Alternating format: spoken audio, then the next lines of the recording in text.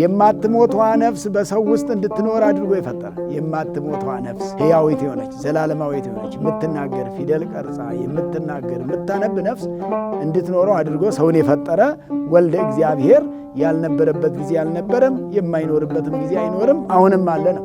በስመ አብ ወወልድ ወመንፈስ ቅዱስ አሃዱ አምላክ ይትባረክ እግዚአብሔር አምላከ አበዊነ ስቡህኒ ውእቱ ወልዑልኒ ውእቱ ለዓለም።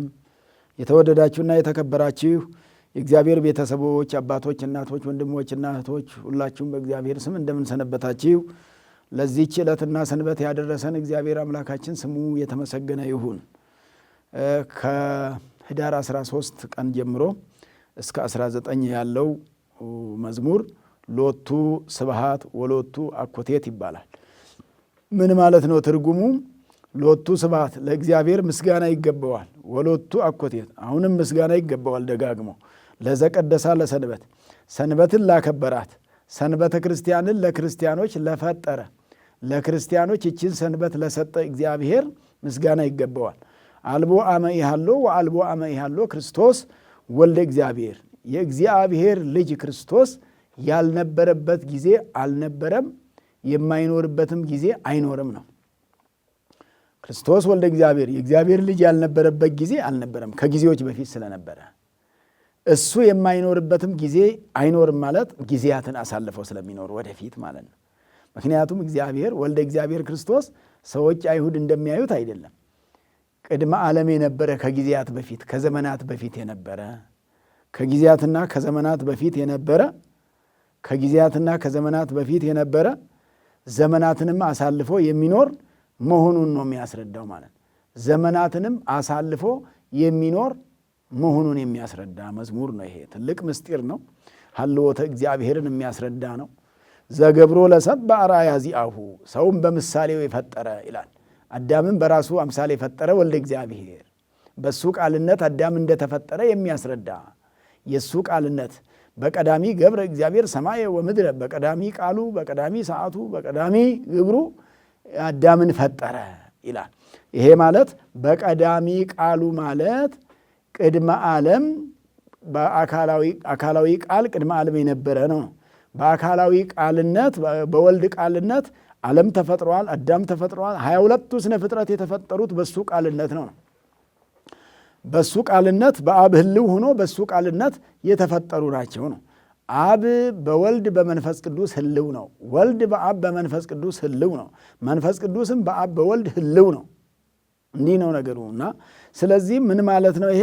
ዘገብሮ ለሰብእ ሰውን በራሱ አርአያ ማለት በራሱ አምሳል ማለት አርአያ ዚአሁ ማለት ለባዊት ነባቢት ለባዊት ሕያዊት ነፍስ እንድትኖረው አድርጎ የፈጠረ የማትሞቷ ነፍስ በሰው ውስጥ እንድትኖር አድርጎ የፈጠረ የማትሞቷ ነፍስ ሕያዊት የሆነች ዘላለማዊት የሆነች የምትናገር ፊደል ቀርጻ የምትናገር የምታነብ ነፍስ እንድትኖረው አድርጎ ሰውን የፈጠረ ወልደ እግዚአብሔር ያልነበረበት ጊዜ አልነበረም፣ የማይኖርበትም ጊዜ አይኖርም፣ አሁንም አለ ነው። ቅድመ ዓለም ነበረ፣ አሁንም አለ፣ ወደፊትም ዓለምን አሳልፎ ይኖራል ነው። ሃሌሉያ እንደምንለው ማለት ሃሌ ማለት ቅድመ ዓለም የነበረ ሉያ ዓለምን አሳልፎ የሚኖር ማለት ነው። መዝሙሮቹ ሁሉ ሃሌ ስላላቸው ይልና ከዚያ ሁሉ ውስተ እዴሁ ሁሉ በእጁ በደጁ ነው ነው። ሁሉ በእጁ በደጁ በእግዚአብሔር እጅ ያልሆነ የለም። ከእግዚአብሔር ውጭ የሆነ ዓለም የለም። ከእግዚአብሔር እጅ ውጭ ከእግዚአብሔር ልጅ ከክርስቶስ እጅ ውጭ የሆነ ዓለም ምንም ነገር የለም ማለት። በሰማይ ያሉ ፀሐይ፣ ጨረቃ፣ ከዋክብት፣ በምድር ያሉ እጽዋት፣ አትክልት፣ አዝሬት፣ እንስሳት፣ አራዊት፣ ሌሎቹም ሁሉ ይሄ 22 ስነ ፍጥረት የምንለው በሙሉ መላእክትም ቢሆኑ የሚታዩትም የማይታዩትም ዘያስተሪ ወዘያስተሪ የሚታዩና የማይታዩ ፍጥረታትን የፈጠረ እነሱ ሁሉ የሚታዩትም የሆኑ የማይታዩ የሚረቁትም የሆኑ የሚርቁ የሚረቁ ማለት ረቂቃን የሆኑ የሚርቁ ያሉ ማለት ደግሞ በሩቅ ያሉ እነ ቤሄሞት እነ ሌዋታንም ቢሆኑ እነዚህ ሁሉ እነ ነፋስ የሚረቁ ማለት ነፋስ ነፍሳትም ቢሆኑ መላእክትም ቢሆኑ እነዚህ ሁሉ በእግዚአብሔር እጅ ናቸው ነው። ከእግዚአብሔር እጅ ውጭ የሆኑ ምንም የሉ። ኩሉ እሁዝ ውስተ እዴሁ ማለት በእግዚአብሔር እጅ ሁሉ ነገር አለ ማለት ኩሉ ሲባል ይሄን ሁሉ ያጠቃልላል ማለት። ኩሉ ማለት መላው ዓለም ማለት ነው። የሚታየውም የማይታየውም በሙሉ በእግዚአብሔር እጅ ነው ለማለት ነው። ይልና ከዚያ አያይዞ ውእቱ ይኮንን ሰማያተ ወምድረ እሱ ሰማይና ምድርን ይገዛል። ማን? ወልደ እግዚአብሔር ክርስቶስ። ሰማዩን ምድሩን የሚገዛ እሱ ነው። ሰዎች ምድርን ለጊዜው ትንሽ ይገዙ ይሆናል፣ በኋላ ያቅታቸዋል፣ ያልፋሉ። ምድሩ ሳያልፍ ገዢዎቹ ያልፋሉ። እሱ ግን ሰማይም ምድርን ይገዛልም፣ በኋላም ያሳልፋቸዋል፣ አሳልፏቸውም ይኖራል። ገብረ በከመ ፈቀደ አምላክ ወልደ እግዚአብሔር ወልደ እግዚአብሔር አምላክ ወልደ አምላክ ክርስቶስ ገብረ በከመ ፈቀደ እንደወደደ አደረገ። ዓለምን ላድን ብሎ ወደደ፣ እንደወደደም አልቀረም። ወዶም ወደዚህ ዓለም መጥቶ ተወልዶ ዓለምን አዳነ ነው። ዓለሙ ድኖበታል፣ መድኃኒተ ዓለም ሆነ። ዓለምን በራሱ ፈቃድ አዳነ። በደለኛውን ዓለም የጠፋውን ዓለም መልሶ ወሐደሶ ለዘበለ ይሄን ያረጀውን ዓለም አዲስ አደረገው፣ አዲስ ኪዳን አደረገው፣ ዘመነ ምሕረት አደረገ። ዓመተ ምሕረት ተብሎ 2000 ዓመት አስቆጥሯል አሁን ማለት ነውና ስለዚህ ይሄ የዚህ መዝሙር ሐሳብ የወልደ እግዚአብሔር ክርስቶስን የአምላክ ወልደ አምላክ የክርስቶስን ቀዳማዊነትና ዳህራዊነት የሚያስረዳ ነው። ቅድመ ዓለም የነበረ በማይከል ዓለም ያለ ዓለምንም አሳልፎ የሚኖር መሆኑን የሚያስረዳ መዝሙር ስለሆነ ትልቅ ምስጢር ያለበት ነውና ይህንንም ሌሊት ላይ የሚመሰገድ ይሄ ስለሆነ እንግዲህ ግዕዙ ቋንቋ ምናልባት የሚያስቸግር ካልሆነ በስተቀር ወደ አማርኛ ተርጉሞ ይህንን ማስተማር ራሱ ወንጌል ስለሆነ ይህንን ይዞ ሰው ቢማርበት አንድ ጊዜ ወንጌል ስለሆነ ይሄንን ሌሊት የተዘመረው ይሄ ነው ተብሎ ለሰው ይፋ ቢሆን ለሰው ቢገለጽ ማይሌታውያንም ይሄንን በማስተማር ከመዘመርም ባሻገር በመቋሚያ በጸናጽል በከበሮ ከማገልገል በኋላ ደግሞ ምን እንደተገለገለ እግዚአብሔር ምን እንደተባለ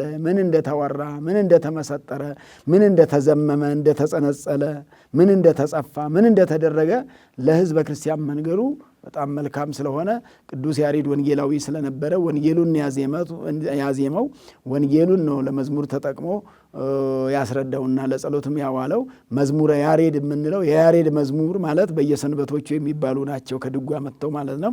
እንግዲህ የዚህ ዕለት ምስባክም መዝሙረ ዳዊት 134 ቁጥር 6 ላይ ያለው ነው። ኩሎ ዘፈቀደ ገብረ እግዚአብሔር በሰማይኒ ወበምድርኒ እግዚአብሔር የወደደውን አደረገ። በሰማይኒ በሰማይ ወበምድርኒ በምድር በሰማይ መላእክትን ነገደ መላእክትን ፈጠረ። 7ቱ ሊቃነ መላእክትን 100ውን ነገደ መላእክት በሰማይ 100ም ነገደ መላእክት ስለተፈጠረ በሰማይኒ ይባላል።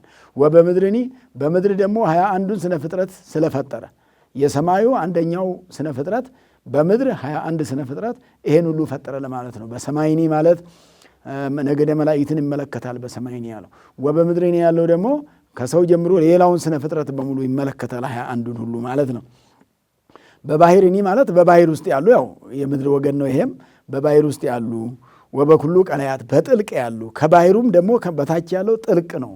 በጥልቁ ያሉትን ሁሉ የማይታዩትን በባሕር ውስጥ የሚኖሩትን የውሃናት የሚባሉትን እንደ ከርከዴን የሚባሉ ወፎች ያሉ ውሃ ውስጥ የሚኖሩና እነሱን ሁሉ የፈጠረ እግዚአብሔር የወደደውን አደረገ። የወደደውን ሁሉ ነው እግዚአብሔር የሚያደርገው። ወይኩን ፈቃድከ ብሎ በወንጌሉ ላይ ያለ ማለት ነው። በባለፈውም የተማርነው ሁሉ ዘፈቀደ እግዚአብሔር የወደደውን ነው የሚያደርገውና ወይኩን ፈቃድከ ብለን የምንጸልየው የምንለው ለዚህ ነው። እግዚአብሔር የፈቀደው ነው የሚሆነው።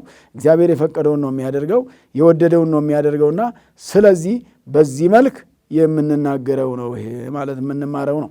የዕለቱ ወንጌልም ወንጌለ ዮሐንስ ምዕራፍ 5 ቁጥር 6 እስከ 28 ላይ ነው። አባቴ እስከ ዛሬ ይሰራ ነበር እኔም እሰራለሁ አለ ኢየሱስ ክርስቶስ። አባቴ ይሰራ ነበር የሚለው አባቱ ምን ይሰራ ነበር ማለት አባቱ በኤልያስ ላይ አድሮ አንድ ሙት እንዳስነሳ በኤልሳ ላይ አድሮ 2 ሙታን እንዳስነሳ እኔም የዕለት ሬሳ ወለተ ኢያኢሮስን ወልደ መበለትን የ4 ቀን ሬሳ አልዓዛርን አስነሳለሁ ወይንም አስነስቻለሁ ብሎ ጌታ ኢየሱስ ክርስቶስ ወንጌሉን እንዳስተማረው ነውና ሰንበት እቺ ሰንበት እግዚአብሔር ሥራ የሰራባት መሆኗን ሕመምተኞችን የፈወሰባት በአዲስ ኪዳን በቅዳሜ ቀን ብዙ ሕሙማንን ሲፈውስ ነበር ኢየሱስ ክርስቶስ። በሰንበተ ክርስቲያን ደግሞ እቺ ዛሬ እግዚአብሔርን በምናከብርባት በዚህች ሰንበት ደግሞ ብዙ ሕሙማንን የፈወሰባትና ሁላችንም ፈውስ ያገኘንባት ድነት ያገኘንባት ምሕረት ያገኘንባት የዘላለም ሕይወት ያገኘንባት ናት። ስለዚህ አምላካችን መድኃኒታችን ኢየሱስ ክርስቶስ ወንጌሉን በሚያስተምርበት ጊዜ እንግዲህ ህሙማን ነበሩ በብዛት የሚመጡለት የነበሩት። ህሙማን ሲመጡለት እነዚህም በነፍሳቸው የታመሙትንና በስጋ የታመሙትን ነበር የሚያመጡለት። በስጋ የታመሙት የሚያስፈልጋቸው ታምራት ብቻ ነው። ህመማቸው የስጋ ብቻ ነው። በስጋም የታመሙ አሉ፣ በነፍስም የታመሙ አሉ። በስጋ የታመሙ ማለት ርቧቸው ያመማቸው ማለት ነው። በመራብ የታመሙ፣ በመጠማት የታመሙ ለነሱ 5 እንጀራና 2 ዓሣ እያበረከተ ነበረ የሚያበላቸው የነበረ። በተአምራት ነው ማለት ነው የነሱ ድነት። ተአምራት ብቻ የሚሹ ምግብ ብቻ የሚፈልጉ ለምግብ ብቻ ጌታ ኢየሱስ ክርስቶስን የሚከተሉ ነበሩ። ለምግብ ብለው ምግብ ለመብላት የሚከተሉት ነበሩ። ስለዚህ ለምግብ የሚከተሉ ስለነበሩ ለሚከተሉት ምግባቸውን ነው እንግዲህ የሚሰጣቸው የነበረ። በትምህርት ስለ ነፍሳቸው መማር የሚፈልጉትን ግን ትምህርት ነበረ የሚያስተምራቸው። ትምህርት ለነፍስ ነው መድኃኒትነቱ። ትምህርት ምግብነቱ ለነፍስ ነው፣ ለስጋ አይደለም። ነፍሳችን ትምህርትን ትመገባለች፣ ጸሎትን ትመገባለች፣ ቅዳሴን ትመገባለች፣ ማይሌትን ትመገባለች፣ ሰዓታትን ትመገባለች። ቆመን ስንጸልይ አቡነ ዘበሰማያት ብለን ስንጸልይ በጸሎት እግዚአብሔርን ስናመሰግን ነፍሳችን ምግብ ታገኛለች በዚህ ማለት ነውና ምግበ ነፍስን ምግበ ስጋን የሚሰጥ መድኃኒታችን ኢየሱስ ክርስቶስ ስሙ የተመሰገነ ይሁን። ምግበ ነፍስና ምግበ ስጋን የሚሰጥ አምላካችን መድኃኒታችን ኢየሱስ ክርስቶስ ምግበ ነፍስንም ምግበ ስጋንም በመስጠት የሚረዳን የሚመክረን እርሱ ራሱ ስለሆነ አምላካችን መድኃኒታችን ኢየሱስ ክርስቶስ በሰንበት ቀን አይሁድ ያጣሉት ነበር ነው የሚለው ይሄ ወንጌል። እንደውም ይሄ እዚህ የዮሐንስ ወንጌል ምዕራፍ 5 ቁጥር 16 ላይ እነዚህ ብዙ ክርክሮች ነበሩ። በሰንበት ቀን ፈወሰ ብለው ይከራከሩ ነበር። በሰንበት ቀን ማዳን የለበትም፣ ህሙማን መዳን የለባቸውም ብለው የሚናገሩ ሰዎች ነበሩ። ስለ ህሙማኑ ችግር ያልገደዳቸው፣ ታመው ሲኖሩ በመከራ ሲኖሩ ምንም ያልመሰላቸው፣ በመዳናቸው የተመቀኙ ነበሩ። እንደውም ወያስተዋድይዎ ነው የሚለው። ወበእንተ ዝንቱ ያስተዋድይዎ አይሁድ ለእግዚእ ኢየሱስ ነው የሚለው። አይሁድ ጌታ ኢየሱስ ክርስቶስን ያጣሉት ያካስሱት ነበረ። በሰንበት ቀን ሰው ፈውሳል ብለው በአደባባይ ያቆሙት ነበረ፣ ይከሱት ነበረ። ወያስሱ ይቅትልዎ እስመ ከመዚ ይገብር በሰንበት፣ በሰንበት እንዲህ ያደርጋል ሕሙማንን ይፈውሳልና መገደል አለበት ብለው ይሙት በቃ ይፈረድበት ዘንድ ይታገሉ ነበር። እስከ ዕለተ ዓርብ የመጨረሻውን ነገር አስፈርደውበት ጲላጦስ አሳልፎ ሰጥቶት እስከሚሰቅሉት ድረስ እንዲህ ነበር ይፈታተኑት የነበረው ጌታ ኢየሱስ ክርስቶስን። ወያኤርርሶ እስመ አኮ ከመ ሰንበተ ባሕቲቶ ዘይስዕር፣ ሰንበትን ብቻ የሚሽር አይደለም ራሱንም ከእግዚአብሔር ጋር ያስተካክላል አሉ። እግዚአብሔርን ነው እኮ እንዲህ የሚሉት። ሰንበትን ይሽራል አሉ አንዱ፣ እንደገና ደግሞ ራሱን ከእግዚአብሔር ያስተካክላል አሉ። ራሱን እግዚአብሔር ነኝ ይላል አሉ። እግዚአብሔር እኮ ነው፣ እነሱ ስላልተረዱት እንጂ እግዚአብሔር ወልደ እግዚአብሔር እኮ ነው። አምላክ ወልደ አምላክ እኮ ነው። የአምላክ ልጅ አምላክ እኮ ነው። መዝሙሩ ላይ እንደተማር ነው። ምክንያቱም በአርአያ ዚአሁ፣ እርሱ አርአያ ማለት አካል ዘእምአካል ባህሪ ዘእምባህሪ፣ ከአብ የተወለደ ከአብ የተካከለ ከአብ የማያንስ ከመንፈስ ቅዱስም የማያንስ መንፈስ ቅዱስም የማያንስ። ይህንን እኮ ነው እነሱ ሰንበትን ብቻ መሻር አይደለም፣ ሃይማኖታዊ ጥሰት ነው። ሰንበት መሻሩ ሰንበት ይከበር ብሎ የሰጠ እሱ መሆኑ ጠፍቷቸው ሰንበትን የሰጠ እሱ ሆኖ እያለ የሰንበቱን ጌታ እኮ ነው እንዲህ የሚሉት። ሰንበቷን እንድትከበር የፈጠረ እሱ አይደል? ዕለተ ሰንበትን የፈጠራት አክብሯት፣ እረፉባት፣ 6 ቀን ስራችሁን ሰርታችሁ በሰባተኛው ቀን ታርፋላችሁ ብሎ ያለ ራሱ ሆኖ እያለ በሙሴ ላይ አድሮ ያጻፈውን ያስተማረውን አምላክ እንደገና እነሱ ከሱ በልጠው ስለ ሰንበት አዋቂ ሆኑ። እንግዲህ ምንድን ነው የሚባለው? አዲስ አማኒ እንደሚባለው እኮ ነው። አዲስ አማኝ እንደሚባለው ነው። ከባለቤቱ በለጡ እነሱ፣ ቀደሙ እነሱ።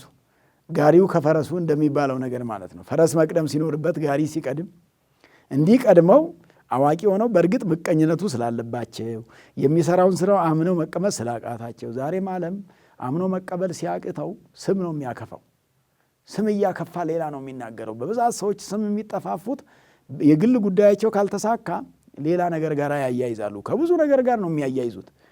ምክንያቱም ሰው እንዲቀበላቸው፣ ሰው እንዲያምንላቸው ብዙ ይፈልጋሉ። አይሁድ የአድማ ስራ ልምዳቸው ስለሆነ እንግዲህ አድመኝነት ያው ቤተ አይሁድ የአይሁድ ስራ ነውና ወያዕርድ ርእሶ ምስለ እግዚአብሔር ራሱን ከእግዚአብሔር ጋር ያስተካክላል። ወምዝ አውሳ ጊዜ ኢየሱስ ወይቤሎሙ አማነ አማነ እብለክሙ ይክል ወልድ ገቢረ ዘእማቢሁ ወይምንትኒ ዘእንበለ ዘርእዮ ለአብ። ከአብ ያየውን ነው የሚሰራው እንጂ ወልድ ከራሱ የሚያደርገው ነገር የለም አላቸው።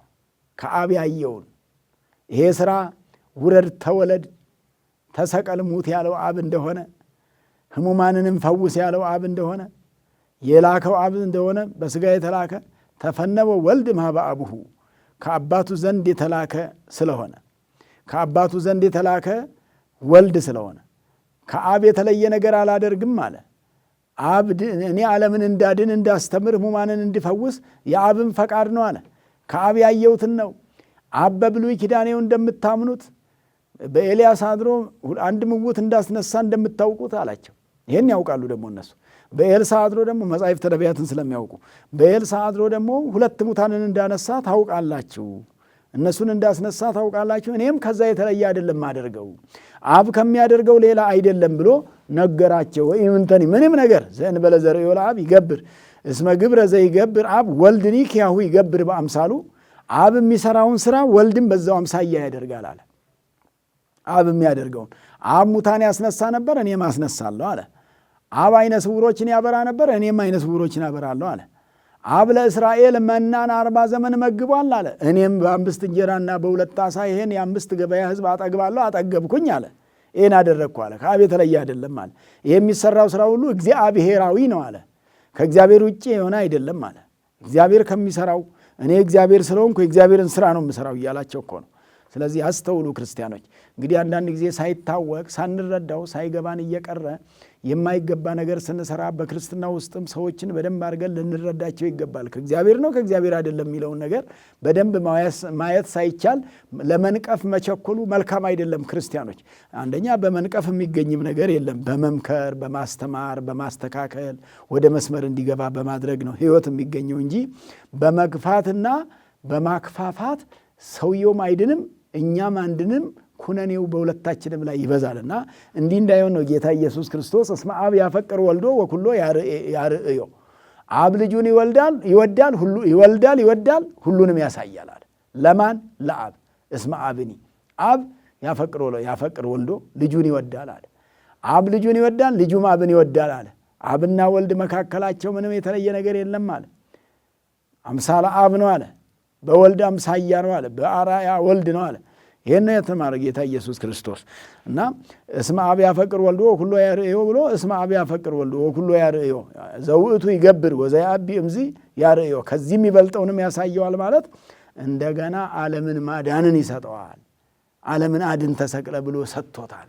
ይሄ ሁሉ የተሰጠው ነው ወልድ ማለት። ስለዚህ ወገኖቼ በሰንበተ ክርስቲያን የምንማረውን ይህንን የወንጌል ትምህርት በየሳምንቱ ተከታትለን ከመጽሐፍ ቅዱስም ላይ እየተማርን እየተረዳን የጌታ ኢየሱስ ክርስቶስ ስራውን ነው የምንመለከተውና ወልድኒ የሀዩ ለዘፈቀዶ አብ ሙታንን ያድን ያስነሳ ነበረ፣ እኔም ሙታንን አስነሳለሁ። አብ ያድን ነበረ፣ እኔም አድናለሁ። የአብን ስራ ሰራለሁ።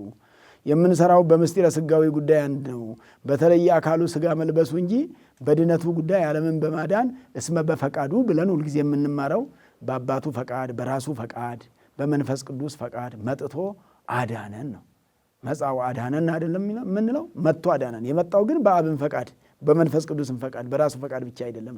የራሱ ፈቃድ አለበት፣ የአብ ፈቃድ አለበት፣ የመንፈስ ቅዱስን ፈቃድ አለበት። የሶስቱም ፈቃድ ስምረተ አብ ወወልድ ወመንፈስ ፈቃደ አብ ወወልድ ወመንፈስ ቅዱስ ወበስምረተ መንፈስ ቅዱስ እስመ በፈቃዱ ወበስምረተ አቡሁ ወበስምረተ መንፈስ ቅዱስ ብሎ ይቃናል ማለት ነው። በመንፈስ ቅዱስም ፈቃድ ነው። መንፈስ ቅዱስ የእኛም መዳን ይወዳል። ሥላሴ ናቸው አብ ወልድ መንፈስ ቅዱስ። ሥላሴ እኛን መዳን ይወዳሉ። እኛንን ራሳችንን ለድነት ያላዘጋጀ ነው እንጂ ሥላሴ ያዘጋጁን ለድነት ነው። እኛንን እንድንድን ያልወደድ ነው እንጂ ሥላሴ እንድንድን ይወዳሉ። እግዚአብሔር እንድንድን እየፈለገ እኛ ለመዳን ራሳችንን መፈለግ አጣን፣ ተሳነን። ይሄ ራሳችንን ያጣነን ብዙዎቻችንን ራሳችንን አጥተን ያለን፣ ራሳችንን ከእግዚአብሔር ለይተን ያለን፣ እግዚአብሔር ሳይለየን እኛ የተለየ ነው። እግዚአብሔር ሳይጠላን እኛ የጠላ ነው። እግዚአብሔር ሳይገፋን እኛ የገፋ ነው። እግዚአብሔር ሳያሳዝነን እኛ ያሳዘን ነው። እግዚአብሔር ለእኛ ብሎ ብዙ ዋጋ ከፍሎ እኛ ለራሳችን ዋጋ መክፈል የተሳነን። ራሳችንን በቀጥተኛ መንገድ በኦርቶዶክሳዊ እምነት አጽንቶ አማኞች ማድረግ ያቃተን፣ እየተማርን የማናምን፣ እየተረዳን የማንረዳ፣ እያወቅን የማናውቅ፣ ዓለምን ከንቱነቱን ማወቅ የተሳነን፣ አሁንም የዓለም ፍላጎት በውስጣችን ያለ፣ ዓለምን ርካሽ መሆኑን ያልተረዳን፣ ዓለም የገዛን፣ ዓለምን መግዛት ያቃተን፣ ዓለሙ እኛን የገዛን፣ ስጋችን ያሸነፈን፣ ምድራዊ ነገር ያሸነፈን። ስለዚህ ብዙ ነንና ከዚህ ሁሉ መውጣት ያስፈልጋል። እስመ አብሰ ኢኮንን ወኢመነሂ፣ አብ በማንም ላይ ቢሆን አይፈርድም። ወኩሎ ኩነኔሁ አወፈዮ ለወልዱ ይላል ቁጥር 22 ላይ። አብ በማንም ላይ አይፈርድም፣ ፍርድን ሁሉ ለማን ሰጠው ይላል? ለወልድ ሰጠው ነው የሚለው። ፍርድን ሁሉ ለወልድ ሰጠው። ዓለምን ማሳለፍንም ለወልድ ሰጠው፣ ማዳንንም ለወልድ ሰጠው፣ ማሳለፍንም ለወልድ ሰጠው። ወኩሎ አወፈዮ ለወልዱ፣ ለልጁ አንተ ያዳንከው ይዳን፣ አንተ አይዳን ያልከው አይድንም ብሎ ሰጠው፣ አሳልፎ ሰጠው ማለት ነውና ስለዚህ አምላካችን መድኃኒታችን ኢየሱስ ክርስቶስ በቸርነቱ በምሕረቱ ጠብቆ እኛን በቤቱ እንድንኖር እንድናገለግል፣ መዝሙር እንድንቆም፣ ቅዳሴ እንድናስቀድስ፣ በረከት እንድናገኝ፣ ወንጌል እንድንማር ያደረገን አምላካችን መድኃኒታችን ኢየሱስ ክርስቶስ ነውና ስለዚህ ፍርድን ሁሉ ወዘሰ እያከብሮ ለወልድ እያከብሮ ለአብ። አያችሁ ይሄ ወንጌል ረቂቅ እኮ ነው። ወልድን የማያከብር አብን አያከብርም አለ። አብ ሳይኖረው ወልድ ብቻ ሊኖረው አይችልም። ወልድ ካለው አብ አለው፣ መንፈስ ቅዱስም አለው። አብ መንፈስ ቅዱስ ካለው ደግሞ ወልድ አለው ማለት ነው። ስለዚህ እግዚአብሔርን አንድነቱን ሦስትነቱን በደንብ ጠንቅቆ ማወቅ ያስፈልጋልና ከዛም ደግሞ ማመን ያስፈልጋልና ቅዱስ ዮሐንስ የጻፈው በብዛት ወንጌሉ ላይ ምስጢረ ሥላሴን ነው የጻፈው። የሥላሴን አንድነትና ሦስትነት አብዝቶ አስፍቶ ይጽፋል። ምስጢረ ሥጋዌንም በዛ ውስጥ ያስኬደዋል። ሌሎቹ ማቴዎስ፣ ማርቆስ፣ ሉቃስ በዘተሌለዩ ነው የሚባሉት ምድራዊ ልደቱን ሲጽፉ ይሄ እንደውም ሲጀምር ወንጌሉንም በሰማያዊ በቀዳማዊ ልደቱ ነው የሚጀምረው። ቀዳሚሁ ቃል እያለ የአካላዊ ቃልን ቀዳማዊነት፣ የአካላዊ ቃልን ከልብ መወለድ፣ ከልብ መገኘት፣ ቃል ከልብ ይገኛል፣ ወልድም የተገኘው ከአብ ነው እያለ እንዲህ አድርጎ ረቂቅ ምስጢር ነው ይዞ የተነሳውና አሁንም እንዲህ እያደረገ ይሄ የድነቱ ጉዳይ አብ የሌለበት አይደለም ነው የዮሐንስ ሐሳብ። ጌታ ኢየሱስ ክርስቶስ ያስተማረው የድነቱ ጉዳይ እኔም ብቻ አትመልከቱ፣ አብ አለበት መንፈስ ቅዱስም አለበት ነው። ይሄ የድነቱ ነገር አብ የሌለበት መንፈስ ቅዱስ የሌለበት አይደለም። ወንጌልም ቢሆን የአብ የወልድ መንፈስ ቅዱስ ነው። አዎ እቺ ትምህርት ከአብ የተገኘች ናት ብሎ ወልድ እንዳስተማረው ሁሉ ዮሐንስ ምዕራፍ 7 ቁጥር 18 ላይ 16 ላይ እንደምታገኙት ትምህርት የሰይኮነት እንቲአየ አላ እንቲያው ለዘፈነወኒ፣ ይሄ ትምህርት የኔ ብቻ አይደለም የላከኝም ጭምር ነው እንጂ ይላል። ይሄ ወንጌል የአብም የመንፈስ ቅዱስም ነው። ይሄ ወንጌል የሥላሴ ወንጌል ነው። ሥላሴ እኛን የሚያጸድቁበት ወንጌል። ይሄ ወንጌል ሥላሴ ሰውን የሚያጸድቁበት ድነት የምናገኝበት። እንግዲህ ወንጌልም ስንሳለም ክርስቲያኖች በቤተ ክርስቲያን የምናገለግልም ወንጌል በቅዳሴ መካከል ሲነበብ፣ እንግዲህ ስለ ወንጌል ካነሳን በቅዳሴ መካከል ሲነበብ መሳለም ከተነበበ በኋላ ነው የሚገባው። ወንጌል መሳለም ከተነበበ በኋላ ነው። ሰምቶ ነው መሳለም፣ ሳይሰሙ አይደለም። ከሰሙ በኋላ ነው ሁሉም ሰው መሳለም የሚገባቸው። ከሰማን በኋላ እንሳለማለን። ከዛ በኋላ እንሰራለን። ንስማ ወንግበር ቃለ ወንጌልህ ከቅዱስ፣ የወንጌልህን ቃል ሰምተን እናደርግ ዘንድ ሰምተን ተሳልመን አክብረን የወንጌሉን ሥራ እንሰራ ዘንድ ወንጌላውያን እንድንሆን የወንጌሉን ሥራ እንድንሰራ የጽድቅ ሥራ እንሰራ። ወንጌል ኃጢአት ነው ይሄ አትስሩ ያለንን እንዳንሰራ፣ ይሄ ደግሞ የጽድቅ ሥራ ነው ስሩት ያለንን ደግሞ እንድንሰራ። እንዲህ ነው ወንጌል የተጻፈውና ስለዚህ ወንጌል አስቀድሞ ከተነበበ በኋላ ነው። እንደገና ከተነበበ በኋላ ነው መሳለም።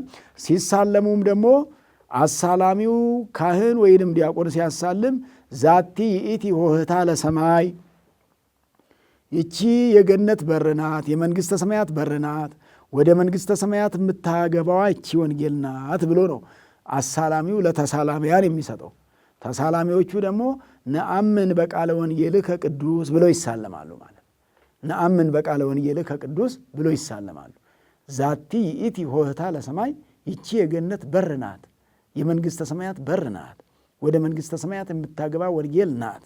ይቺን ወንጌል የሰማ እሷ ያደረገች ያለችውን የሰራ በወንጌል ውስጥ የተጻፈውን በዚህ ወንጌል ውስጥ በዚህ መጽሐፍ ውስጥ የተጻፈውን ጠብቆ አክብሮ የሚኖር ሰው መንግሥተ ሰማያት ይገባል እያለ ነው የሚሰጠው። ከዛ እነሱም ደግሞ አዎ እናምናለን፣ አምነንም በዚህ ወንጌል ውስጥ ያለውን አድርገን ለመንግሥተ ሰማያት ለመግባት ተስፋችን ነው፣ እምነታችን ነው ብሎ ይሳለማሉ እንጂ ዝም ብሎ አይደለም ማሳለም። ዛቲ ይእቲ ይቺ ናት ሆህታ ለሰማይ የሰማይ በር ይቺ ናት።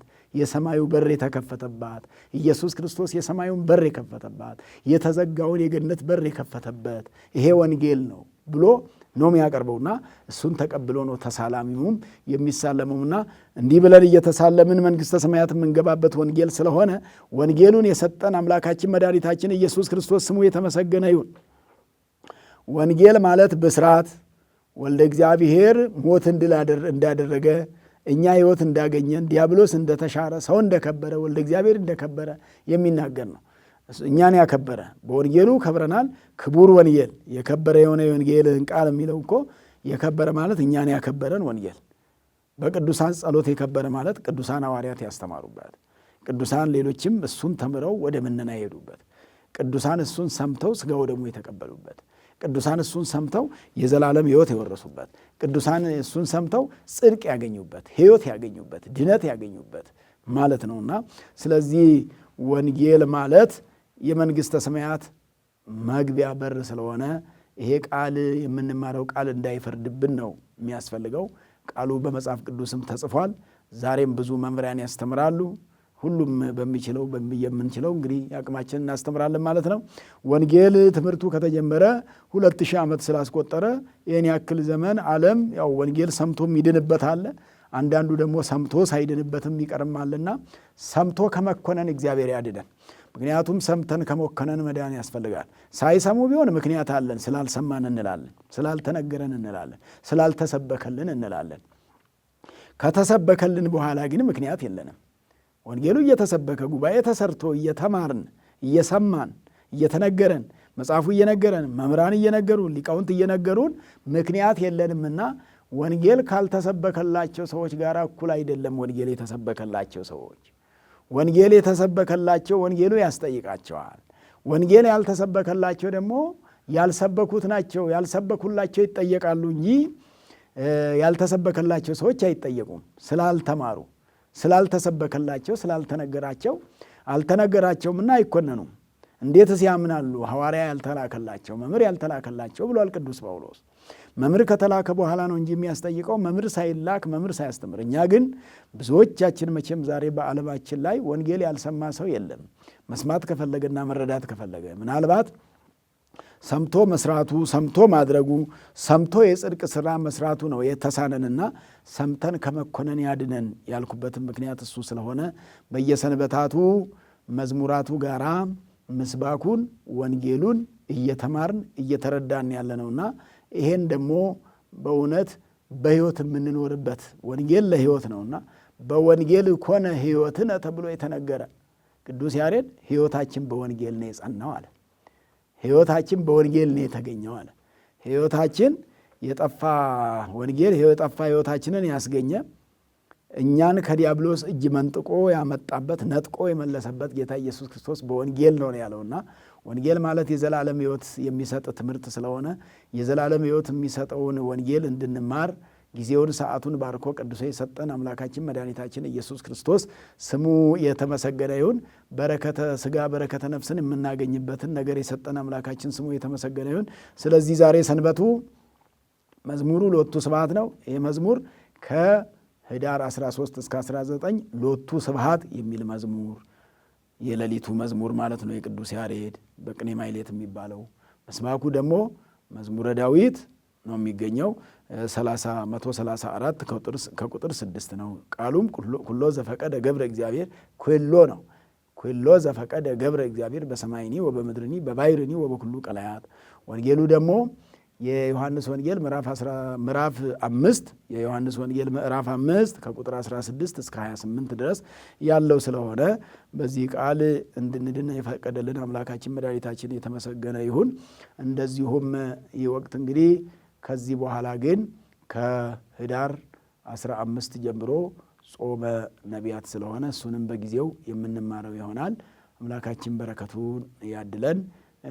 የንጉሥ ሚዲያ ተከታታዮች ወይንም ደንበኞች እንደዚሁም ደግሞ የንጉሥ ቲዩብ ተከታታዮች እግዚአብሔር በረከቱን ያድልልን እያልን እናንተም ስለኛ እየጸለያችሁ እኛም አቅማችን በፈቀደ ደግሞ ስለናንተ እየጸለይን እግዚአብሔርን በጋራ እያመሰገንን እየተማማርን ትምህርቱንም ደግሞ ወደ እናንተ እያደረሱ ያሉ ዲያቆናትን እግዚአብሔር በበረከት በረድኤት ይጠብቅልን እያልን ሁሉ ጊዜ በጸሎት እየተሳሰብን እንገኛለንና ሙያ ስለሚፈልግ በሙያ ወደ እናንተ መድረስ እንዲችል ግዴታ ጊዜያቸውን መስዋዕት በማድረግ የሚያገለግሉ ናቸውና እግዚአብሔር በረከቱን ረድኤቱን ያድልልን። ለሚናገሩት አንደበት የሚሰጥ ጌታ ኢየሱስ ክርስቶስ እርሱ ነውና ለሚሰሙትም ደግሞ እዝነ ልቡናን የሚከፍትና እንድንሰማ እየተማርንም እያስተማርን ብለን ስንል እየተማርንም እንደሆነ እዝነ ልቡናችንንም የከፈተልን አንደበታችንንም የሚያቃና እሱ ስለሆነ አምላካችን መድኃኒታችን ኢየሱስ ክርስቶስ ስሙ የተመሰገነ ይሁን። እቺን ሰንበት ባርኮ ቀድሶ የሰጠን አምላካችን የተመሰገነ ይሁን። ሀገራችን ኢትዮጵያንን ጽኑ ሰላም እንዲያደርግልን፣ በልዩ ልዩ ደዌ የታመሙ ወገኖቻችንን ሁሉ እንዲፈውስልን፣ ካልታመሙት እንዳያደርስብን፣ የተራቡትን እንዲያጠግብልን፣ የተጠሙትን እንዲያረካልን፣ የተራቆቱትን እንዲያለብስልን፣ የተለያዩትን ሁሉ እንዲያስማማልን በረከቱን ረድኤቱን እንዲያድለን እግዚአብሔር አምላካችን ሕዝባችንን ወጥቶ ከመቅረት ተፋቅሮ ከመጣላት አግኝቶ ከማጣት እንዲጠብቅልን፣ ሽማግሌዎችን በዕድሜ በጤና እንዲደግፍልን፣ ወጣቶችን በማስተዋል እንዲመራልን፣ ሕፃናትንም በእውቀትና በጥበብ እንዲያሳድግልን፣ ሀብተ ወልድናን ስመ ክርስትናን እንዲያጸናልን ይሄንስ ንጉሥ ምድያን በጉልበታችሁ በገንዘባችሁ በሀብታችሁ በሚቻላችሁ ሁሉ የምትራዱትን ሁሉ እግዚአብሔር አምላካችን ተራዳኢ መልአክን ይዘዝላችሁ። ወስብሐት ለእግዚአብሔር። ይቆየን። Thank you.